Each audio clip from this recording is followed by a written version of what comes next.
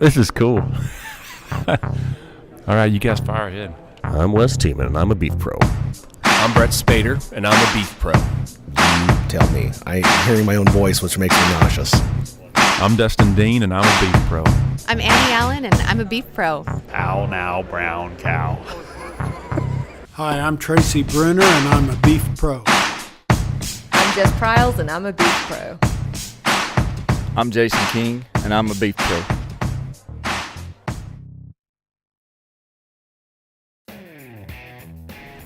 Welcome to the Beef Pros Podcast. My name is Garrett Thomas. As always, I'm joined by my good buddy, Ben Spitzer. Hey. Today we have the pleasure of sitting down with Chip Kemp from the American Simmental Association. We're going to quiz him about some of the things that are going on, and maybe he'll share a few stories about previous guests that we've had on before. So, Ben, with that getting started, why don't you introduce Chip and see where we're going to go with this? Sure, you bet. I guess, Chip, we met, a couple years ago? Yes, sir. Yes, sir. And I've always enjoyed talking to you. I don't get to speak to you as much as I'd like to, but tell us a little bit about kind of your background, where you grew up, pedigree, those type things. Sure. I'm a Missouri hillbilly. Damn proud of it. He owns it. That's good. Yeah, just might as well go all the way in. Is it Missouri or Missouri? It's Missouri. Okay. Yes. And how's that spelled? It doesn't. that assumes that we actually know how to spell. Okay. So that would be a waste of time. There we go. Grew up there. Family run a few commercial cows when I was a kid, but had the privilege of growing up for one of those kind of formative folks. Worked for a gentleman who owns an operation by the last name of Gerloff Angus, and one of those guys kind of grabbed me around the neck and taught me quite a little bit. Sure. And it was a pretty profound experience for me. And so, and that was actually during that time as a wee bit. It was the first time I met two gentlemen that had a pretty profound impact as well, Jerry Lipsy and Marty Ropp. I can remember when I was a wee bitty, the first time those two took reason to take note of me. And so from there, did a little JUCO judging back in the day. I went on to the University of Missouri. After that time, I worked for IBP in marketing for a bit. Okay. Taught at Mizzou for 18 years and find myself now with Simmental. Oh, cool. So, and what do you do with ASA? What kind of roles do you Membership asks that on a fairly regular basis. We used to ask the same thing when Ben worked at Brangus. Yeah. What do you do? What exactly do you do? Understood. So my role is Director of Member and Industry Relations. So again, just like any breed association, you all know that can mean whatever you need it to mean on a given day. Sure. But the primary thrust of my goals are working with various industry partners who can help us find ways to leverage our tools to help commercial cattlemen. I also work a great deal with our International Genetics Solutions piece. I work really as the relationship manager for that particular entity, and so that kind of is a big quick stab at what I do. Sure. Well, and talk about it, International Genetics Solutions, IGS. What does that entail? How many different breeds are involved in that? IGS has 12 breed associations involved. Those are North American at this point. Okay. Interest from others. We also have membership from other continents as well. The breed associations essentially all kind of accept the same basic premise that the politics and nonsense of breed associations oftentimes get in the way of doing right by the commercial cattleman. And so we work together to collaborate to try to provide the best genetic evaluation on the planet, and that's our core competency on a day-to-day basis. But we also have other opportunities that we work together on. We have some junior activities we do together. We have a thing that we maybe talk about here in a little bit, this feeder profit calculator. We do that across the group, and so we found different ways to leverage that relationship to benefit commercial cattlemen. Cool. So basically you're producing EPDs. Is your main thrust thus far has been producing EPDs for those 12 breeds? Sure. Kind of as a common base and common database. Multi-breed EPDs that you can directly compare across that platform. We're quickly transitioning to this new software system that's been much talked about in recent months and years, this Bolt software. It allows us to have capabilities that frankly just don't exist in the way you use genomic information, and that's going to be a pretty robust tool. We actually came out with the first ever Bolt-derived multi-breed EPD and the stayability EPD here a few weeks ago. So. Cool. Very cool. Well, to maybe we're definitely going to come back to some of the we jump around a lot. IGS stuff, okay. and we'll jump around quite a bit. But I never like to pass up the opportunity to age somebody. So you were at Missouri, I believe, the same time as Marty and Dr. Lipsy, but maybe in a different role. You were maybe the student at that time, so that definitely puts some miles on a little tread off the tires for Marty, if that's if that was the case. Yes. You said you were there for 18 years. Tell us a little bit more about your role when you were in the university setting. Okay. When 18 years was when I worked there. Of course, I was also there as an undergrad before when I used to sit in and watch a lot of conversations between Dr. Lipsey and Marty, and they typically went with a group of novel ideas from Dr. Lipsey and Marty going, no, yeah, no. And so that was the way those conversations typically went, and it was a blast to be able to kind of learn from those guys. And left there, and the time I spent with IBP was phenomenal. I learned a great deal, getting to work with feedlots and the like, and never really expected to get a chance to go back, but a geneticist made an opportunity for me to go back there and do a little work. And so between meats work and some genetics work, next thing you know, I was there for quite a little period of time, coached the judge team for a number of years, and so that was my role there. Cool.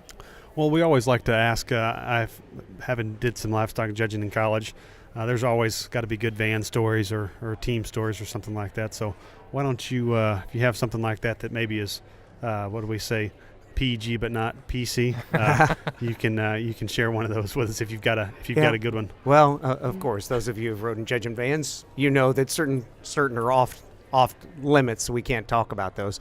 But as we harken back to probably one of the better ones, it's not PC, we'll talk about the weight gain, the proficient weight gain I have at a particular team. Back in 2007, Texas Tech University and the University of Missouri were having a race to see who could produce the heaviest, fattest, most overweight judgers, and it was a hell of a deal. We went through more tires that year than I went through collectively the rest of my time coaching, and in fact, one of those young men's downstairs working a booth, I saw him a little bit earlier, and his wife's done well for him. She's made him quite a little bit healthier. That's good.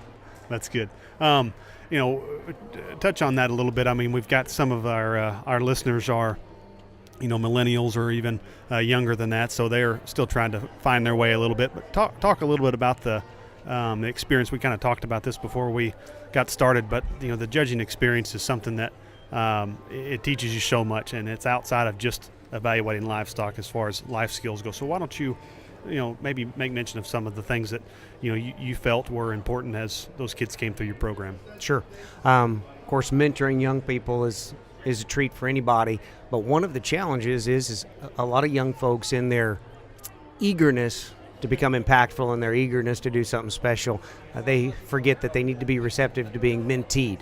They have to want to embrace some of those things that come along. And one of the beauty of working with folks who are involved in livestock judging is typically they're, if not open, they are coerced into accepting those things. Eventually convinced. Yes, urged really damn strongly.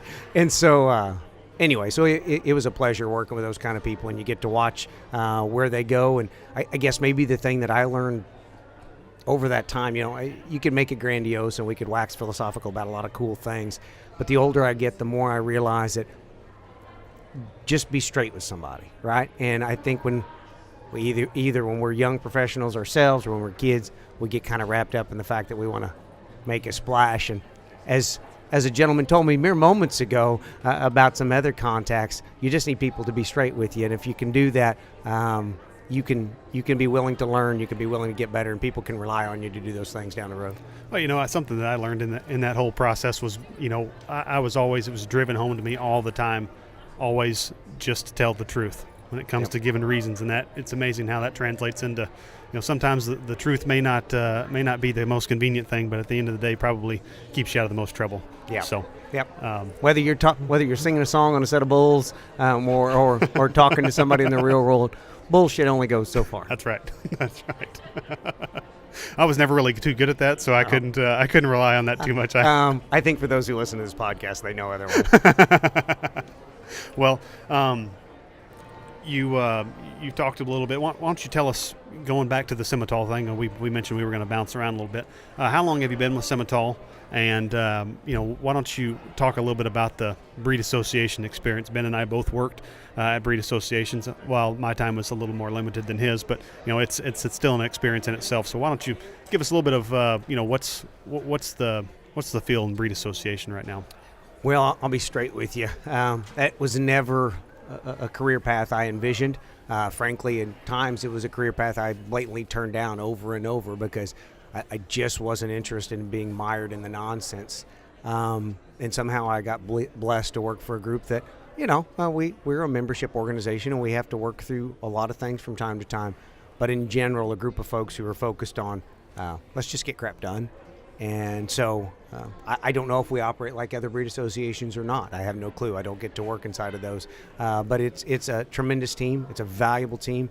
And so the transition's been great. I've been there a little over a year and don't regret the move a lick. Sure.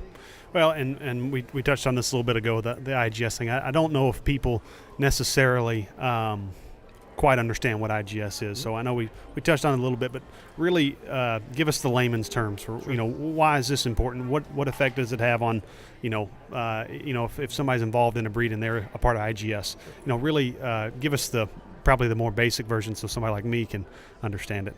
Sure. So simple matter of fact is what it is to try to provide tools to commercial cattlemen that they can actually use. They don't have to do a bunch of damn calculus to figure out how to compare a Limousin bull to a Sim-Angus bull to a Red Angus bull. They can utilize these numbers that are generated as multi-breed. They can decide which bull meets their needs, and they don't have to go through the same sort of song and dance. And so when you combine that approach with the fact that there's almost 18 million head in the database, which is roughly double the next largest database in our industry, that's a lot of power from a genetic evaluation standpoint. And how you leverage that data to benefit commercial cattlemen is pretty powerful. And again, I mentioned one of those a little bit earlier, and there's a lot of other ways that we can continue to do that. And so really that is just the down low basic level that a commercial cattleman can open a catalog and go to a Simmental bull or a Gelbvieh bull or what have you and say, I feel confident that this is an apples-to-apples comparison and decide which one makes sense. Sure. But tell us about, you mentioned it twice now, so I'll just ask you. Tell us kind of about the feeder calf calculator and sure. what and that this is has been and quite what it means. Quite the buzz. All the talk has been about this here, so we definitely want to hear what it's all about. Yeah, we've been having a lot of fun talking about the IGS feeder profit calculator. The industry's known that this thing's been in the works for a while, and you all know, it's not lost on you that ASA did some courageous things and working through some hurdles to defend the freedom of cattlemen to be able to evaluate feeder calves on an open playing field. And so once those hurdles were past us and we were ready to blow forward, we decided it made sense to move beyond just a Simmental platform. It just goes with our model that this needs to go across the IGS system. And so really what it means is, because we essentially have every biological type and every breed type in our database, that we can effectively ascertain value of feeder calves from any breed composition. We utilize the power of our database. We use mark data for certain pieces. We have a variety of environmental factors. And ultimately, at the end of the day, we're showing the prototype of this system here at NCBA. The goal is to be able to get some level of feedback from some of the folks. And so we've had, today's been a full day just showing the prototype to different folks of a variety of stripes and a variety of backgrounds. Some probably didn't come up to the booth thinking they were going to be pleased and left in a pretty positive spot. And so, and we continue to welcome all those folks from other breed types to come see us. It's been good so far, so we might as well keep that going. Sure. And let me get a definition here. MARC is Meat Animal Research Center, and those data would be from...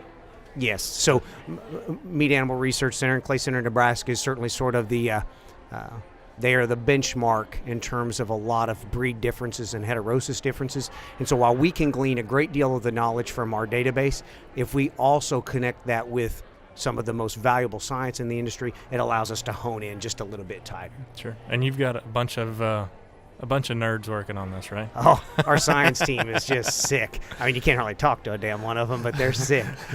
No, we have, if you look at the folks who help with this, and again, I encourage anybody who has a reason, go to International Genetic Solutions and you can see about this particular group. But literally, I challenge anybody, and I've not heard anybody willing to take this fight, that we don't have the most powerful set of scientists. Wade Schaefer, Mike McNeil, Matt Spangler, Monty Sachi, I can just keep going. Not to mention the team at Theta that helps us, Bruce Golden and Dorian Garrick. I mean, it's a who's who of geneticists. So, tell me, how is this calculator, how's it going to be used? What's the the value to the commercial producer whenever they utilize this? Absolutely. So that's the key question. Really, what it is it's a relative value calculator. So what it essentially does is we've ascertained the value of essentially the average animal that's in the industry at present. Right? We can do that. We all can get a pretty decent benchmark of that, and so then we can utilize the genetic awareness of your particular calves, along with some environmental factors such as what's your vaccination protocol, what's your preconditioning, your weaning protocols. Do you do those? Do you not do those? And so we can leverage those things then, and we come up with this relative difference from this base. And so how is that used? Frankly, it's going to be used in a variety of different ways. It's a tool, much like everything else we do at IGS. We try to make the best tool we can. How you pick up that tool and use it, some people will use that damn screwdriver for a hammer. They shouldn't, but they do, right? And so our goal is to make a valuation tool that's powerful. Now, how do we see that used directly? The commercial guy on the ground, we see this as an opportunity for him to essentially make his buyers aware that this is the value I've put into these cattle. Now, I recognize you're not giving me this entire spread, because then you're just going to break even at a higher number that you owe a bank interest on. That doesn't make sense. But if we can agree that there's this level of value added, can we share in that value a little bit? Sure. On the backside, we've had a lot of feedlots and buyers interested in this tool from the other side, because they too would like to be sure of this. And so a lot of marketing firms, if living there in the middle, have seemed to express interest to have the opportunity to share that. So what is the output of this calculator? What does it look like? Is it expressed in a dollar figure, a percentage, or how is this expressed? Well, that's the fun part of it, being a prototype, because we are clear that we're open to evolving that if it needs be. Right now, the way it's expressed is a dollar deviation from this average calf, given the assumptions that we put in for a given producer. And so, for example, if the machine calculates a break even for that average calf, and if your calves are worth $10 more 100, it comes out that way. Okay, if they're worth $2 less 100, it comes out that way. Cool. From I guess going forward, what's the timeline for this? What are we looking at for people being able to use it, and how do they use it? And sure. Again, we've run a number of samples through this thing. We could, it's pretty robust at present. However, it's quite possible. We know we have a little bit of tweaking. There's some things we're going to do to enhance the experience.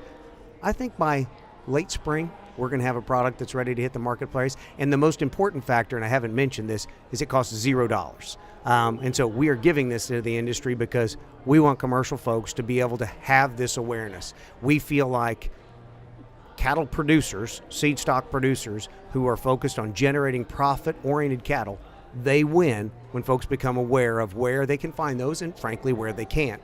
And so our job is to work for those sort of cattle producers. And so there is zero cost to the feeder profit calculator. Cool. Price pretty right for me. Well, I mean, I can afford it. It costs the same as my lunch today. Again, we jump around a lot, sure. But we always like to get kind of perspective. And I know young people have a big spot in your heart and your mind. Give us a little bit of your experience with young people, if you have some good stories or anything like that, and maybe some tips that people can take to improve what they're doing on a farm level or a ranch level. Sure. Of course, we touched on some of those things briefly a little bit earlier, but to expand on a little bit more, opportunities where you're growing your brand, right? I think that we all know this as a young person. Everything's about growing your own brand. It's not a secret. People say those kind of things all the time, but that is a key, is for that awareness for us as adults. And I'm not sure the three of us really qualify, but we're as close as anybody. You said the word adult pretty loosely. Don't be cussing us. But for those of us who are in some sort of position of mentorship, to be honest and straight with those kids at a pretty early stage, that, hey, I'd like to coddle you and tell you that this decision you're going to make now as a 14-year-old is not the most life-changing decision at all. But if you make a damn dumb decision, it might haunt you for an awful long time. Or if you make a really good one, man, it might start you on a track that, frankly, you could have never envisioned, and nor could have I. And so I think sometimes we feel like those young folks can't absorb as much truth and awareness as maybe they're actually capable of. It doesn't mean we live in a world that does too much to take away their youthfulness. We darn certainly don't need to encourage that anymore. but to shoot them straight and give them those that direct feedback that so oftentimes they're looking for. And again, I was involved in youth development and still to some level with Simmental for 20 years. And so, it is near and dear to my heart. And the one thing I found with those kids is you can almost never push them too far. A lot of times we feel like, you get the perspective as an adult that, they don't want to go that far. I'll tell you what, I've seen exactly the opposite. If you get a group of kids that are driven, passionate, fired up, and you show the same in turn, you can take them a long ways. So don't hold up on them. No, I agree with that. I mean, we talked a little bit about livestock judging. I can tell you there were some sleepless nights or short nights or long workouts that you don't think you can quite get done until you do it, and then after you do it, you realize that it really wasn't that bad, and you're ready to go do it again. But you're always able to exceed those expectations as long as people are asking you to do it and expect you to do it. You tend to meet up to those things. So, and I would tell you that I do have some fairly profound stories on some of those long sleepless nights on Marty Rappa as a judging coach. Oh, but yes. Again, none of those are. Let me sit up here a second. None of those are airworthy. So we'll just keep those together. Oh man! And he just teased us just a little bit right there. Are you maybe part of the reason why Marty is so bald? Would that? I think I'd certainly be part of the reason that he chose that coaching maybe wasn't a long-term gig. There's only so much any one man should tolerate. Well, good. Well, we'll as we kind of wrap up here, Ben kind of touched on those last words of advice for the youth here. I guess the last question I'll ask you here, as people try to. And Ben and I have talked at length about this, but wanting to get more involved in agriculture. It's very much a pay your dues. You don't get to come out of the national champion livestock judging team and buy a ranch of 500 acres and own, your 100 cows like everybody thinks you're going to get to do whenever you're in the middle of that. So, what kind of advice would you give to young folks who are, maybe just getting out of school, trying to find their place in the ag industry, an industry that we all love very much. But what direction or advice could you give on that front? Again, I'll just be lazy and use somebody else's advice because it kind of is easier for me. So when That's not the advice. Don't be lazy. Yeah. So when I was in that similar spot and trying to figure out what the heck I was going to do next, Jerry Lipsey was my advisor at the University of Missouri, and he was pretty bold just to say, so where's your weakness? Frankly, what are you not good at enough? And what are you willing to hustle to get better at? What do you really want to get better at? And so, again, next thing you know, some hillbilly from Missouri is working in a packing plant from the Panhandle of Texas. And yes, I did cuss him a couple days for that. But you were in the Panhandle. Man, so. I learned a whale of a lot by recognizing if I'm going to pay my dues, concede where your deficiency is, potentially see that first job or two more in the prism of an internship as a jumping spot. And again, I know it's hard. We live in a world where people all want to be driving the bus right out of the boat, right out of the gate. But hey, if you want to be one of those, that's fine. Knock yourself out, but be willing to readjust when time comes. But for the most part, just be self-aware. Know what you're weak in, know what you're strong in, and know what you got to fix if you're going to continue to move forward. And if you do that, there's plenty of folks in our industry who are willing to listen and willing to help you as long as you humbly ask. I've never found that's a problem as long as you humbly ask. Good advice.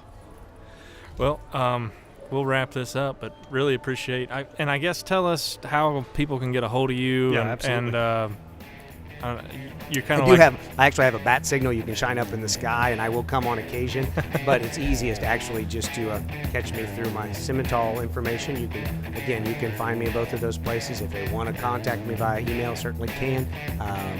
Kemp at simjune.com. If you want to send an email, if you want to go to the IGS website, you can catch me through there. You can catch me through the Simmental site. Again, or you can just go out in the hallway and yell an expletive really loud, and I might think that's Chip. All right. Well, we really appreciate having you on, and really appreciate what you do for the industry and just your passion and excitement for what you do. Thanks, sir. Appreciate it. Thank you.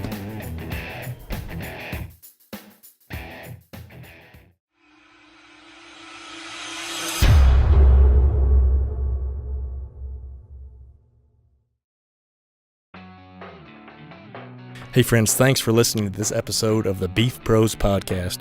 We really enjoyed putting it together and hope you enjoy listening. We would love to have you stop by iTunes or Stitcher and give us a review. Also subscribe there. You can check out beefpros.com and get previous episodes and check out some pictures, and we'll be posting new things throughout the coming weeks and months. And you can also stop by our Facebook page, just search Beef Pros Podcast, and that'll get you right there. We love the feedback. Keep it coming, and let us know what you're looking for in future episodes. So share with your friends, subscribe, give us some feedback, and we really, really appreciate it.